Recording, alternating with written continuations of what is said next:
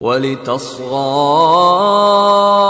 إِلَيْهِ أَفْئِدَةُ الَّذِينَ لَا يُؤْمِنُونَ بِالْآخِرَةِ وَلِيَرْضَوْهُ وَلِيَقْتَرِفُوا مَا هُمْ مُقْتَرِفُونَ.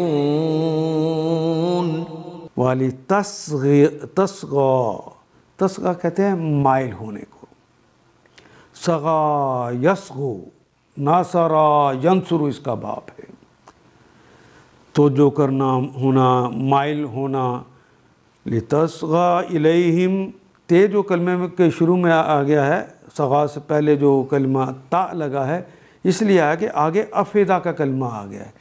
یہ فواد کی جمع افیدہ اردو کے سٹائل پہ آ گئی ہے، تو مضارع کی علامت اور اردو کے سٹائل کی علامت کے طور پر یہاں پہ تا آ گیا.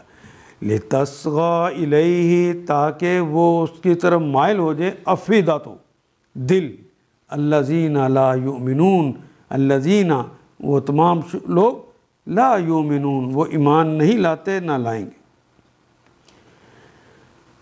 یہ کہ جو لوگ آخرت پر ایمان نہیں، لا یؤمنون بالآخرہ، آخرت پر. وَلِيَرْضَوْهُ، وہ اس سے راضی ہو جائیں، وہ خوش ہو جائیں. وَلِيَقْتَرِفُوا، قَرَفَ یقرفو، قَرَفَ یقرفو کہتے ہیں. اور ایک طرف کمانا، مال جمع کرنا. وَلِيَقْتَرِفُوا کہ وہ مال جمع کریں. وَهُمْ مُقْتَرِفُونَ اور وہ مال جمع کرنے والے ہیں. وَلِيَرْضُوهُ کہ وہ اس سے راضی ہو جائیں. وَلِيَقْتَرِفُوا اور وہ برائیوں کو اکٹھا کریں، اکتساب کریں. ہم مقترفون جن کو وہ اکٹھا کرنا چاہتے ہیں، جن کا وہ اکتساب کرنا چاہتے ہیں.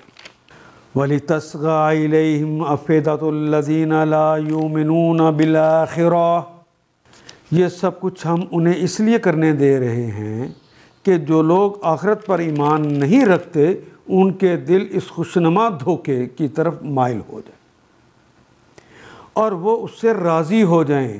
لِيَرْضَوْهُ کہ وہ اس سے راضی بھی ہو جائیں اور ان برائیوں کا اکتساب کریں جن کا اکتساب وہ کرنا چاہتے ہیں. وہ جو برائیاں کمانا چاہتے ہیں وہ کما لیں. یہ ہم نے اس لیے کیا ہے. ان آیات کو ایک دفعہ پھر تلاوت خود کیجیے، عربی مبین پڑھتے ہوئے دیکھیے کیا بات پوری اندر اتر رہی ہے. کیا یہ اردو کے سانچے میں ڈھلتی گئی ہیں عبارتیں؟ اگر بات سمجھ آنی شروع ہو گئی تو الحمدللہ یہی ہمارا ہدف ہے اور یہ ہدف پورا ہو گیا. اللہ میرا اور آپ کا حامی و ناصر. الف لام